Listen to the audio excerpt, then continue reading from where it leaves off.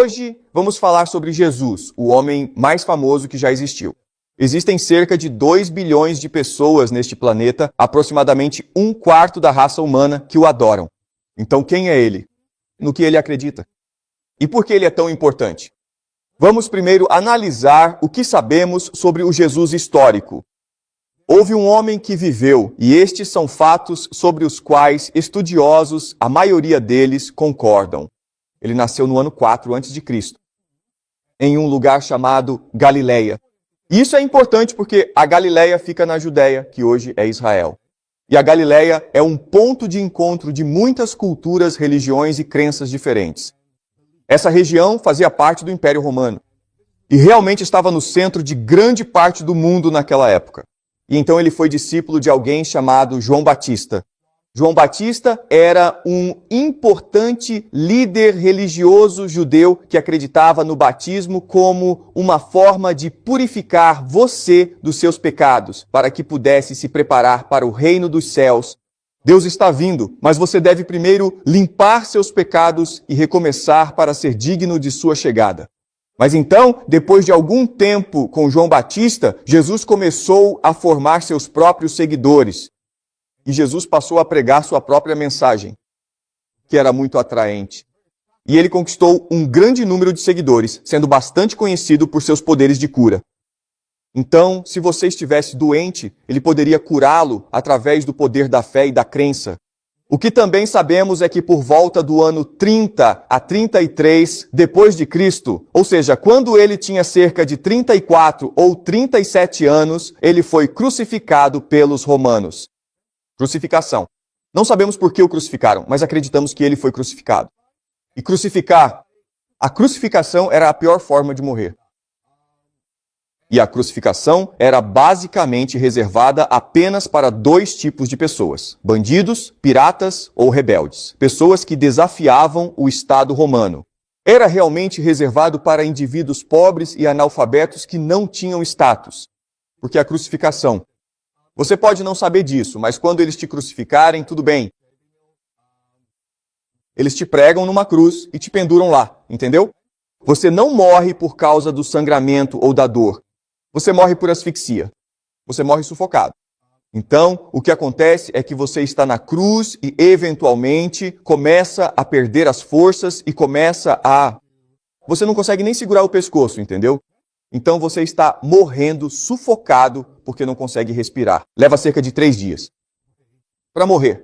Certo? E foi isso que aconteceu com Jesus. E, historicamente, isso é tudo o que sabemos sobre ele. Ok? Isso é o que foi confirmado por estudiosos, arqueólogos e pesquisadores. Jesus é a figura individual mais estudada da história da humanidade. Ninguém chega perto, mas na verdade não sabemos muito sobre ele, ok? Agora que analisamos o Jesus histórico, vamos analisar o Jesus bíblico, pois são 2 pessoas muito diferentes. O Filho de Deus, e ele está no céu, aproveitando a sua vida, mas vê o mundo abaixo dele. E ele sente pena de nós, e quer nos libertar da nossa dor e do nosso sofrimento. Ele quer nos redimir e expiar nossos pecados e nossos crimes. E ele nasce de uma mãe virgem chamada Maria. E desde muito jovem, ele é um gênio religioso que atrai seguidores para si. E ele desenvolveu ele tem 12 apóstolos, e está determinado a pregar a vinda do reino dos céus. Deus está vindo e devemos estar prontos para ele. Ele também prega uma religião de perdão e redenção, compaixão e generosidade e misericórdia. Então, ele dirá coisas como: não julgueis os outros, que aquele que estiver sem culpa, sem pecado, sem erros, seja o primeiro a atirar a pedra. Portanto, não devemos julgar os outros, porque todos nós temos nossas próprias falhas. Devemos ser generosos, abertos e compassivos com os outros. Certo? Então ele estava pregando essa mensagem. Ele também era de muitas maneiras um revolucionário social, porque estava insatisfeito com a religião da época. Naquele tempo, a religião judaica era muito controlada pelo sacerdócio. Assim você demonstrava sua fé, fazendo sacrifícios de animais, basicamente pagando um tributo a Deus, e Jesus achava que isso estava errado. Você demonstra sua fé sendo uma boa pessoa, sendo generoso, recusando o materialismo, a ganância e a corrupção. Você não demonstra sua fé por meio de sacrifícios de animais. E por isso ele irritou as autoridades religiosas daquela época, especialmente os sacerdotes do templo em Jerusalém. Então, eventualmente, ele foi traído por seu apóstolo chamado Judas Iscariotes, certo? Judas Iscariotes denunciou os supostos crimes de Jesus às autoridades religiosas. E por sua vez, as autoridades religiosas, os sacerdotes do templo, o entregaram ao governador romano daquela época. O nome dele era Pôncio Pilatos. Pôncio Pilatos. E Pôncio Pilatos realmente não queria se envolver. Ele não sabia qual crime Jesus havia cometido, mas os sacerdotes insistiram, o povo judeu insistiu. E então, como um sacrifício, Pôncio Pilatos concordou em crucificar Jesus. Então Jesus foi crucificado e depois de ser crucificado e morrer, ele ressuscitou. Como sabemos disso? Porque ele apareceu diante de seus apóstolos e lhes disse: vim a esta terra para redimir e expiar os pecados dos homens.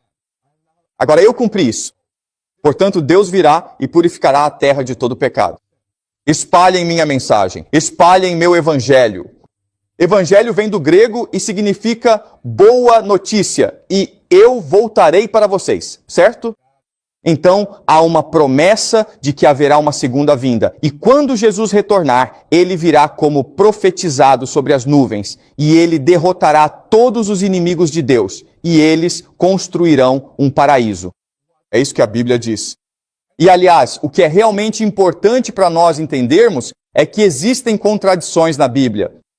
Porque tudo o que sabemos sobre Jesus vem de 4 biografias na Bíblia, certo? Os Evangelhos, as Boas Novas. E elas foram escritas por 4 pessoas diferentes, que chamamos de Marcos, Mateus, Lucas e João. E, novamente, há inconsistências dentro dessas biografias, certo? Mas se você juntar todas, essa é a história de Jesus.